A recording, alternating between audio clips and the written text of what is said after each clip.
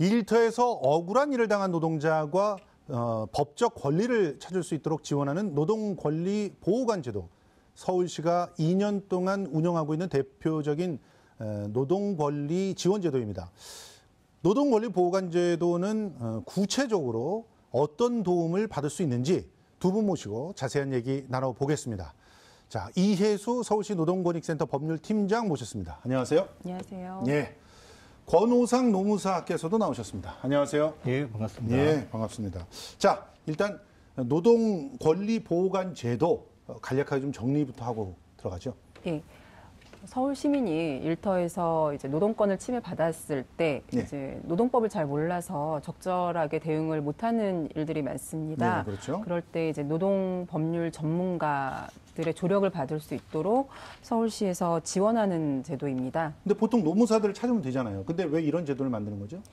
예, 이분들이 이제 소득 수준이 낮은 분들을 주요 지원 대상으로 하고 있습니다. 소득 수준이 낮고 그다음에 체불의 규모가 이제 노무사나 변호사를 선임할 정도로 크지 않기 때문에 그래서 그런 분들은 체불임금을 혼자 대응을 하셨다가 못 받게 되거나 아니면 포기하거나 이런 일들이 있기 때문에 이제 전문가의 조력을 이제 받도록 저희가 지원하는 것입니다. 예. 자, 그럼 노동권리보호관으로 활동하는 전문가들 어떻게 구성되어 있습니까? 일단 노무사와 변호사로 구성이 됩니다. 네. 총원은 이제 50명 되시고 노무사 35분과 변호사 15분으로 구성됩니다. 2016년부터 2년 동안 활동했던 1기 보호관은 그것에 비해서 현재 10명, 노무사 10분이 더 충원된 상황입니다. 그러니까 원래는 40명으로 시작을 했는데 이제 10명이 더 충원됐다 이런 얘기인데, 자, 일단 그럼 이분들을 통해서 이제 어떤 노동자들이 그 지원을 받을 수 있는지 한번 짚어봐야 되겠습니다.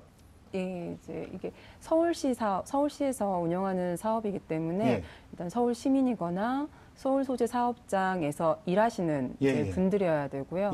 그리고 이제 재정적인 한계도 있고, 그다음에 주로 약간 저임금 노동자들을 대상으로 하고 있습니다. 그래서 월 평균 임금이 평균 월 270만 원 이하인 분들을 대상으로 하고 있습니다. 아, 지금 2017년까지만 해도 250만 원 이하 또는 기초생활수급자라고 돼 있었는데 지금 보니까 올해부터 270만 원 이하 기초생활수급자 및 차상위계층도 신청 자격이 있다. 이렇게 뭐 지원받을 수 있는 범위가 확대가 되었군요. 그래서 10분이 더 충원됐다 이렇게 볼 수가 있을 것 같은데, 자, 그러면 지난 2년 동안에 그 노동자 권리 구제가 어떻게 이루어진지 궁금하거든요. 우리가 그래픽 한번 보시면서 같이 설명을 해주시면 좋을 것 같아요.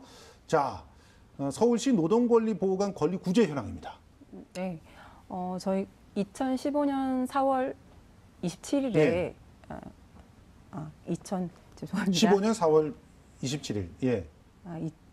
2016년입니다. 예, 죄송합니다. 16년. 예, 2016년 4월 27일에 노동권리보호관이 처음 위촉되었습니다. 그때 이후로 지금까지 4월 말까지요. 304명의 노동자들을 지원을 했습니다. 그중에서 이제 종결된 사건이 254건이고요. 그중에 한 81.5%, 207건이 해결되었습니다. 대단합니다. 지금 보니까 합의 인정 두 개를 합해가지고 81.5%나 되고요. 불인정이나 포기는 현저히 줄었습니다. 사실은 노동권리보호관이 없었더라면 대개는 뭐 포기의 절차를 가거나 잘못 그 대응을 해서 불인정이 되는 경우들이 상당히 많았었는데, 자, 그럼 노동자들이 어떤 권리를 주로 구제를 받았는지 일단 제가 보기에는 임금 체불이 제일 많았을 것 같아요. 근데 현재 그 현황은 어떤지 한번 설명해 주시죠. 예, 맞습니다. 사회적으로 임금 체불 문제가 계속 심각하고 늘어나고 있다고 1조 4천억 원 정도가 연간 임금 체불이 발생한다고 알려져 있는데요. 저희 지원하는 사건 중에도 70% 이상이 임금 체불 사건입니다. 그러니까 대부분이 임금 체불이라고 할 수 있고요. 나머지 한 20%가 부당해고와 같은 것들이고, 나머지 10%가 뭐 산업재해나 뭐 기타 등등의 사건입니다.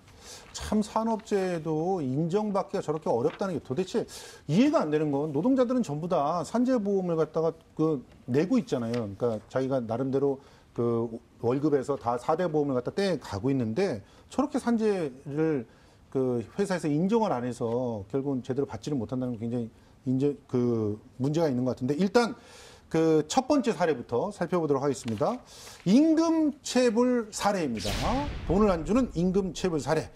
자, 임금체불과 관련된 대표 사례를 좀 소개해 주시죠. 예. 임금체불과 관련해서는 최근 사회에 문제가 되고 있는 것들이 저희 사건에서도 굉장히 많이 있습니다. 네. 주로 이제 청년 알바 이제 문제인데요. 이분들은 이제 주휴수당을 못 받는 일들이 많습니다. 주로 최저임금의 일한 시간만큼만 곱해서 지급을 하고 주휴수당을 지급을 잘 하지 않는 거예요. 그래서 주휴수당을 달라고 하면 우리는 이런 그런 게 없어라고 하거나 아니면 그동안 그럼 먹은 음료수 값이나 식비를 다 배상을 해라라고 하면서 이제는 지급을 거부하는 일들이 좀 많습니다. 그리고 이제 식당이나 마트 같은 데서 보통 월 한 200만 원, 200 이렇게 받는 걸로 이렇게 일을 하시는데요. 근데 이분들이 실상은 하루에 10시간씩 주 6일을 일을 하는 일들이 많습니다. 그래서 최저임금으로 다시 계산을 해보면 시급이 최저임금보다 아래인 거예요. 그러니까 이런 경우에는 최저임금 미달이 되고 또 주휴수당이나 최저임금을 제대로 지급하지 않는 사업장에서는 퇴직금을 지급하지 않는 일들도 빈번합니다. 자, 그러면 지금 이렇게 임금 체불이 이루어지는 구체적인 상황들은 주로 계약서를 안 썼을 때 이런 일들이 자주 벌어지겠죠? 보통 근로계약서 작성과 관련돼서 문제가 발생을 이제 시작하게 됩니다.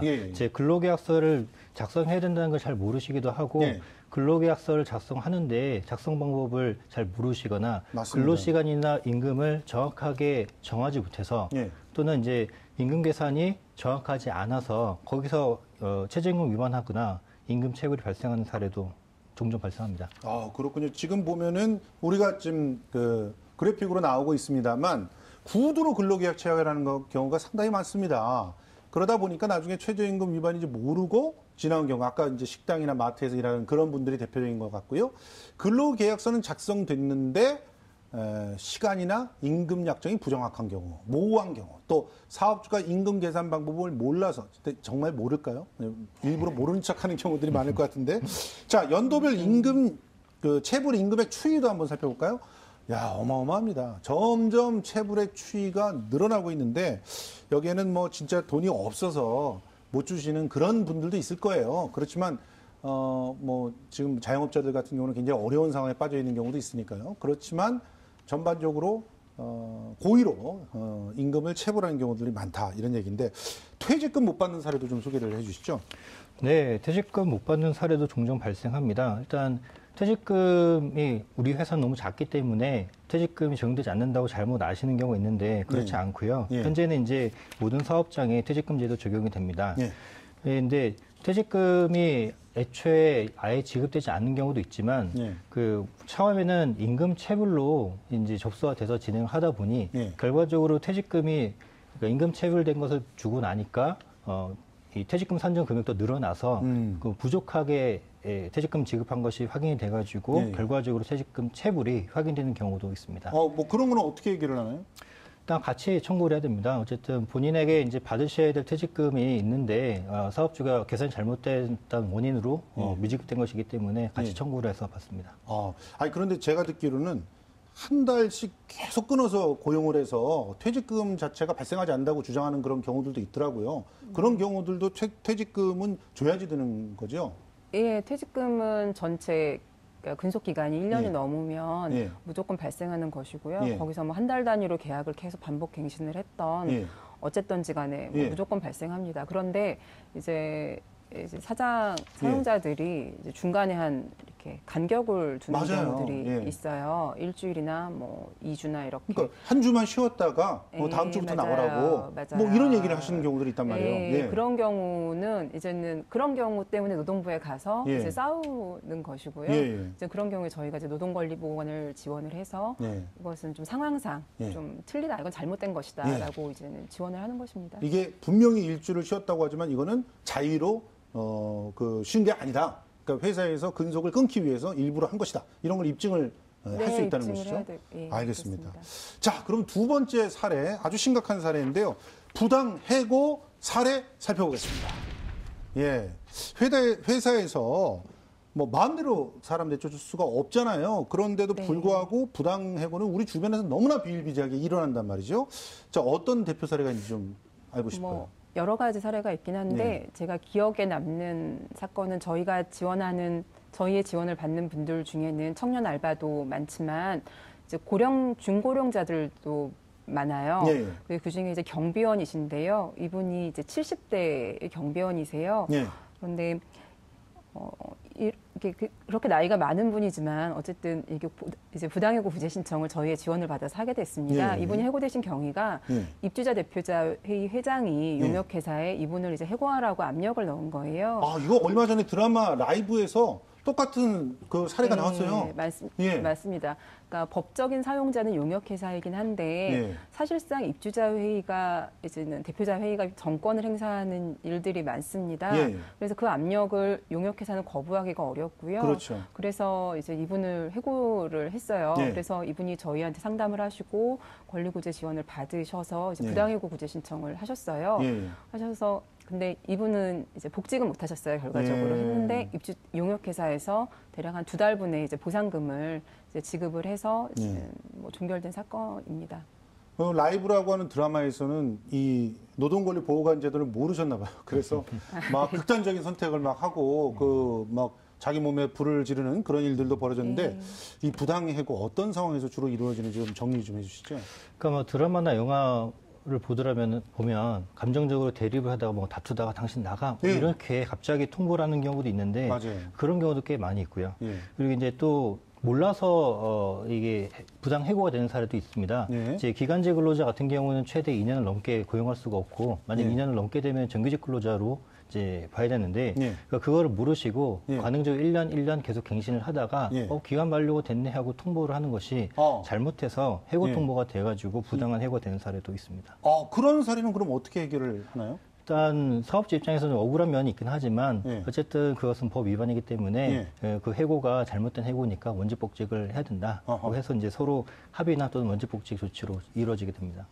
그런데 뭐 회사에서는 자신들은 이제 계획들이 있기 때문에 한 사람을 갖다 더 쓸 수 없다라고 막 버틸 수가 있잖아요. 그런데도 일단은 원직복직을 해야 되는 건가요? 아니면 다른 합의들이 가능한 건가요? 일단 그 원직복직에 관련된, 그러니까 해고와 관련해서 근로자들이 다툴 수 있는 수단에는 이제 노동위원회라는 제도가 있고 이제 서울 지역 같은 경우 서울지방노동위원회를 찾아가서 부당해고 구제 신청을 하게 됩니다. 이제 그 부당해고 구제 신청을 했을 때 노동위원회에 가서 이제 사업주와 합의를 통해서 이제 이거를 끝까지 가지 않고 어느 정도 수준에서 원직복직이나 이런 금전보상에 합의를 하는 경우도 있고 또는 뭐 판정이 이루어져서 이 해고는 잘못된 해고이기 때문에 이 근로자는 원직복직해야 된다라는 결정이 이루어져서 제도적으로 원직복직이 되는 경우도 있습니다. 알겠습니다. 일단은 그 해고를 당했다고 해도 뭐 너무 실망하지 마시고 일단 이 서울시 보호관, 노동권리 보호관을 갖다 좀 찾아주시면 길들이 좀 모색이 될 수 있을 것 같습니다. 아까 우리 경비원 아저씨의 얘기처럼 완전히 원직복직은 안 되더라도 합의금이라도 받아서 뭐 다른 직장을 구할 수 있는 길을 찾는 것도 그 시간만큼을 버는 것도 굉장히 중요하다고 생각이 들거든요. 자, 이제 세 번째 사례 한번 살펴보겠는데요. 자, 산업재해 인정 사례입니다. 업무상 재해가 아니라고 이렇게 때를 쓰는 경우들이 많은데, 자, 대표적인 사례 한번 살펴볼까요? 네. 이 사례도 이제 경비원의 산업재해인데요. 작년에 이제 언론에도 좀 많이 났던 사건입니다. 노원구에 있는 한 아파트에서 화재가 있었습니다. 그때 이제는 한 경비원께서 이제 주민들을 대피시키기 위한 일을 하시다가 이제 갑자기 이제 사망하신 사건이에요. 그때 이제는 불이 나서 아파트에 이제 엘리베이터가 다 멈추고 방송 장비도 가동을 안 하는 상황에서요. 이분이 실제 이제 고층 아파트 계단을 오르내리시면서 뛰어다니시면서 그 대피하라고 안내를 하시다가 사망한 채로 이제 발견이 되었습니다. 그래서 굉장히 좀 비극적인 사건인데요. 이제 사인은 이제 급성 심근경색으로 밝혀졌는데, 그래서 이 유가족들이 저희 노동권리보호관의 지원을 받아서요, 이제 유족급여 신청을 했습니다. 산재 신청인데요.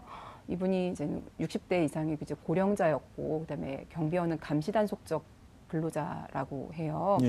그래서 산재 인정이 잘 안 됩니다. 아, 그런데 그래요? 워낙 이제 이게 특별한 상황이다 예. 보니까 이제 산재 인정이 되었어요. 그래서 예. 이제 유족들이 보상을 받게 된 사건인데요. 예.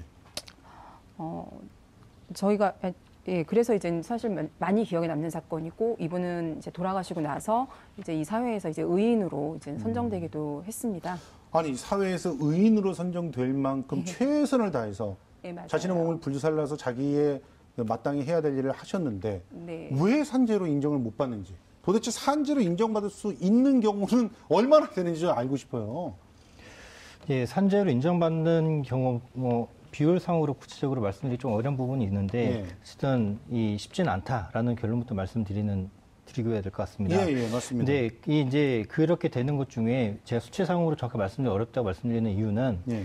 그 산재가 발생했는데 예. 그걸 산재로 인지 못하는 경우도 있고 산재 보험 신청을 잘 안 하는 경우도 있습니다. 회사에서 안 하는 경우? 아닙니다. 근로자 본인이 안 하는 근로자 겁니다. 본인이 왜 그렇게 되냐면 예. 제가 약간 좀 정정을 하자면 산재 보험이라는 거는 사업주가 근로자에게 사용자 책임을 묻는 것이기 때문에 예. 산재 보험제도는 좀 차이가 있습니다. 아. 그래서 사업주가 이것이 산재다 아니다라고 결정짓는 것이 아니라 예. 그 제도적으로 해석이 되는 것이고 예. 그 부수적으로 산재 보험 신청을 했을 때 그 근로복지공단에서 이제 판단하는 것이기 때문에 예. 사업주가 아니라고 그래서 그게 산재가 아니게 되는 것은 아닙니다. 그래요? 그런 면에서 이제 은폐가 되는 경우도 있고 예. 여러 가지 문제가 있습니다. 그래서 최근에 산업안전보건법 개정에 의해서 예. 그런 은폐가 어렵게 되도록 제도가 좀 개정되기도 하고 그런 면이 있습니다. 그러니까 말씀하신 거는 회사 측에서 그냥 뭐 예를 들어 그 피해자하고 합의를 봐서 산재 보험을 신청하지 못하도록 한다는 거예요? 그런 경우 있어요. 건설공사 같은 경우에는 대부분 뭐 공상 처리한다, 뭐 이런 표현하기도 합니다. 맞습니다. 공상처리 예. 얘기 많이 들었어요. 이제 예. 개별적인 보상을 통해서 산재보험 신청을 못하게 하는 경우인데 예. 이 현재 제도상으로 산재가 발생하게 되면 사업장에서는 한 달 이내에 고용노동부에다가 예. 산재 발생 사실을 보고하게 돼 있습니다. 예. 그렇지 않으면 은폐가 돼 있는데 예. 그러니까 그런 사례가 되면 이제 산재 보험료가 올라갑니다. 그런 것을 피하기 위해서 아니 그 보험료 좀 올라간다고 그거를 공상으로 처리하고 은폐를 하고 안 주려고 그렇게 하고 그런 얘기가 된다는 게 참 이해가 안 되는데 일단 그 업무상 재해 인정 기준이 최근에 산업재해 그러니까 인정받을 수 있는 기준이 올라갔다면서요. 그리고 몇 가지가 더 들어갔다는데 그걸 한번 그래픽으로 좀 보시죠. 자, 지금 업무상 사고 또 업무상 질병 이래가지고 인정 기준이 나와 있는데 지금 근로자가 근로계약에 따른 업무라든가 그에 따른 행위를 하던 중에 발생한 사고, 또 사업주가 제공한 시설물 등을 이용하던 중에 관리 소홀로 발생한 사고, 또 사업주가 주관하거나 사업주 지시에 따라 참여한 행사나 행사 준비 중 발생한 사고, 휴게 시간 중 사업주의 지배 관리하에 있다고 볼 수 있는 행위로 발생한 사고, 그 밖에 업무와 관련해서 발생한 사고 등이고, 질병 같은 경우는 보니까 물리적인 인자, 화학물질, 분진, 병원체 이런 것, 그러니까 이번에 그 삼성 그 전자에서 발생했던 그 백혈병 같은 경우 이런 업무상 질병으로 인해서 산재를 처리받아야 되는 그런 상황인 거죠. 그리고 업무상 부상의 원인이 돼서 발생한 질병이라든가 업무와 관련되어 발생한 질병. 그런데 제가 궁금한 게요. 이렇게 업무가 너무 과다하게 스트레스가 와서 우울증을 앓다가 뭐 자살을 했다든가 또 그 일순간 격분해서 자살을 한 경우 이런 경우 산재 처리받기 굉장히 어렵더라고요. 예, 이제 그 분류가 업무로 인한 질병으로 분류가 되는데 예. 이제 기존에는 그 정신질환에 의한 산재 질병 같은 경우는 인정이 좀 어려움이 있었습니다. 근데 최근에 그 트라우마로 인한 것이라거나 우울증으로 인한 것은 일정 부분 그 제도적으로 조금 개선이 돼서 예. 인정 범위가 좀 늘어난 면이 있습니다. 예. 근데 제가 예전에 있던 공공기관에서 한 분이 자살을 하셨는데 산재로 인정을 못 받았어요. 그래서 유족들이 굉장히 답답해했는데 분명히 업무적 스트레스가 과다하게 몰린 것들이 있었는데 그것을 사측에서 다 덮었거든요. 짬짬이를 하고. 근데 그거를 방지할 수 있는 방법 같은 건 없습니까? 글쎄요. 뾰족한 이제 제도화 시킬 수 있는가의 문제일 것 같아요. 그러니까 그러한 어떤 정신적인 부분과 업무와의 관련성, 어떤 작업 환경과의 관련성들을 이제 밝힐 수 있는 어떤 제도화된 조치가 필요할 것 같긴 한데요. 노동조합이 있다면 어떤 노동조합의 대응이라든지 아니면 회사의 고충처리위원회라든지 뭐 이런 것들이 하나의 방법이 될 수 있지 않을까 싶습니다. 근데 뭐 고충처리위원회도 다 회사 편을 갖다가 들게 되고 노동조합이 없는 그런 공공기관 같은 경우가 있지 않습니까? 그런 데 같은 경우는 굉장히 이제 쉽지 않은 그런 상황들이 벌어지는 것 같습니다. 네. 자, 이번에 저 추가된 출퇴근길 산재 인정 여부 있잖아요. 이 부분은 어떤 것들이 더 인정이 되는지 좀 노무사님께서 설명을 좀 해주시죠. 예, 기존에는 이제 출퇴근 중 산재를 했을 때에는 이제 회사가 제공한 교통수단을 이용한 상태에서 발생한 사고만 인정되는 매우 적은 특별한 상황에서 인정됐었는데 현재는 통상적으로 이동하는 경로상에서 산재가 발생했을 경우에는 출퇴근 중 산재도 인정이 됩니다. 근데 바로 이동하는 경로뿐만 아니라 아이를 데려다 준다거나 개인 생활에 필요한 물품을 구매하는 경우에도 인정이 됩니다. 그렇죠. 넓게 바뀌었습니다. 아니, 아이를 데려다 주는 것도 당연히 출근길의 일정인데 그거 자체가 인정이 안 된다는 건 굉장히 참 억울한 일이었던 것 같습니다. 퇴근할 때 회식을 하고 퇴근하는 경우 이런 경우도 다 인정이 되는 것이죠. 네, 퇴근하고 회식에서 발생한 산재 같은 경우는 그게 퇴근 중이라는 부분보다는 회식 중이라는 것에 이제 방점이 찍힙니다. 그래서 그 회식의 성격이 회사의 일정한 관리 범위 안에서 일어난 것이냐, 아니면 사적으로 동료들과 어울리면서 일어난 사건이냐에 따라서 좀 판단이 달라집니다. 근데 회사에서 이제 정기적으로 하는 그런 회식이었다고 한다면 그것도 일로 간주가 돼서 이제 처분을 받을 수 있다. 이런 얘기인 거. 그러니까 그나마 많이 우리가 산업재해로 인정할 수 있는 범위가 넓어진 것 같습니다. 자, 지금까지 이제 노동자 권리가 침해받는 그 대표적인 사례들 우리가 핵심 사례를 중심으로 확인을 해봤는데, 그런데 서울시 노동권익센터에서 이런 사례들이 들어오게 되면 어떤 절차를 거쳐서 진행이 되는지 좀 알고 싶은데요. 어떤 절차를 거치게 됩니까? 네. 일단 상담을 받으셔야 합니다. 이제 일터에서 일단 노동권이 침해되었다는 그리고 그 내용에 대한 이제 상담을 받으셔야 되는데요. 상담을 하시는 기관은 저희 서울노동권익센터만 있는 것은 아니고요. 서울시 시민명예 노동옴부즈만이라고 서울시에서 위촉하신 이제 노무사들이 한 50분 계시고요. 그다음에 8개 자치구에 노동복지센터가 있습니다. 그래서 그런 각각 가장 편리한 곳에서 상담을 받으시고 그리고 거기서 이제는 법률 지원이 필요하다고 판단이 되면 저희 권익센터로 신청을 하시면 저희가 노동권리보호관을 배정을 해서 이제 법률 절차를 진행하게 됩니다. 그러면 일단 다산 콜센터 같은데 그냥 바로 전화를 해도 되겠네요? 예, 그러셔도 됩니다. 굉장히 손쉬운 상황이네요. 거기 120으로 전화를 하거나 아니면 가까운 그 노동복지센터, 구에 있는 노동복지센터로 전화를 하면 나중에 받을 수 있다. 자, 그러면 끝으로 이 부당 노동행위를 겪는 노동자들에게 두 분께서 당부의 말씀 한 말씀씩 좀 해주십시오. 네. 그러니까 이거는 저희 요즘의 고민이기도 한데요. 일터에서 이제 부당한 일을 겪거나 이제 한 번이 아니라 이제 반복되는 일들인데요, 대부분. 부당한 일을 겪거나 아니면 이렇게 위험한 어떤 일들을 해야 하는 이제 이런 상황이 되었을 때 이것은 잘못된 것이고 멈춰야 되고 나는 하지 않겠다라는 말을 해야 됩니다. 그건 굉장히 어려운 일인데요. 그렇게 하지 못한다면 그 상황을 벗어나는 것도 방법입니다. 그렇지 않고 내가 이후에 이거를 참지 않는다면 더 안 좋은 불이익을 겪을 수 있기 때문에 난 참아야 된다고 생각해서 참게 되면 이제 대부분 상황이 더욱더 악화됩니다. 그 문제가 해결되지 않고 그래서 결국은 자신을 이제 보호하지 못하게 되는 더 안 좋은 상황까지 몰리게 되는 일들이 많습니다. 그렇지만 노후하기가 쉬운 일이 아니라는 게 이번에 한진그룹에서 벌어진 일들을 보면서 알 수가 있는데요. 아무튼 결국 스스로를 보호해야 된다라고 하는 생각들을 좀 노동자들이 하셔야 된다는 것이죠. 아니다, 멈추어라. 이런 일은 틀린 일이다라고 얘기할 수 있어야 됩니다. 알겠습니다.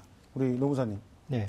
당연히 이제 현장에서 일하시는 분들 하루하루 생활이 바쁘기 때문에 그리고 또 근로계약서 어떻다, 임금이 어떻다 말을 하면은 일자리를 보존하기 어려울까봐 권리를 주장하기 어려우신 경우가 꽤 많습니다. 근데 당연한 일이라고 생각합니다. 그런데 자신이 일한 대가를 잘 받는 거, 그래서 가족과 생활을 잘 유지하기 위해서는 자신의 권리를 잘 알아야 됩니다.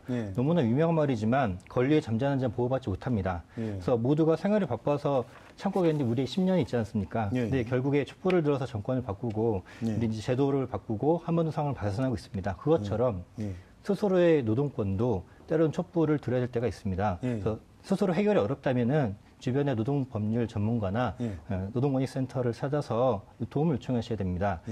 몸이 아프면 의사를 찾아갑니다. 자신의 노동권이 침해되면 노동 전문가를 찾아야 됩니다. 그리고 한 가지만 더 말씀을 드리면 내가 참으면 옆에 동료도 참게 됩니다. 그렇죠. 그럼 같이 피해를 입게 됩니다. 그래서 내 이후에 내 동료가 같은 피해를 입지 않게 하기 위해서는 본인의 노동권을 지키기 위해서 최선의 노력을 다 해야 됩니다. 가까운 곳에는 노동자를 도와주려는 손길이 항상 있습니다. 네. 꼭 연락하시고 도움받으시기 바랍니다. 알겠습니다. 권리 위에 잠자는 자는 보호받지 못한다. 이 말씀 기억하시고 부당한 어떤 요구에 대해서는 일단 서울시 노동 권리 보호관과 함께 의논해 보시는 그런 용기를 내주시기 바랍니다. 지금까지 서울시 노동권익센터의 이혜수 법률실장님 그리고 권호상 노무사와 함께 이야기 나눠봤습니다. 두 분 고맙습니다. 고맙습니다. 감사합니다.